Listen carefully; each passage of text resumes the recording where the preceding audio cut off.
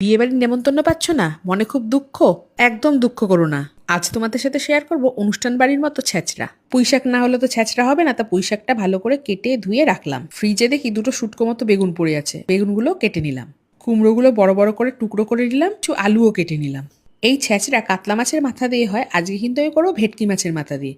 একটা কথা বলে দিই, ছ্যাঁচড়া করতে গেলে মাছের তেল লাগে, তো আমার কাছে ছিল না, আমি দিইনি। একটা স্পেশাল ভাজা মশলা বানিয়ে নেবো, তার জন্য জিরে, মেথি, মৌরি, পোস্ত, লবঙ্গ, এলাচ আর গোটা ধনে শুকনো কলায় ভেজে গুঁড়ো করে নেবো। মাথা ভাজা তেলের মধ্যে পাঁচফোড়ন, শুকনো লঙ্কা, তেজপাতা ফোড়ন দিয়ে স্লাইস করা পেঁয়াজগুলো একটু ভেজে নিয়ে দিয়ে দেবো আলু, কুমড়ো আর পুঁইশাকের ডাঁটাগুলো।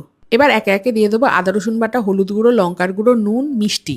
সবকিছু দিয়ে কষিয়ে নেওয়ার পর দিয়ে দেবো ভেজে রাখা গুঁড়ো মশলাটা। গুঁড়ো মশলা দিয়ে কিছুক্ষণ রান্না করার পর ভেজে রাখা মাথা, শুকনো বেগুনটা আর কেটে রাখা পুঁইশাকটা দিয়ে ভালো করে মজতে দেবো।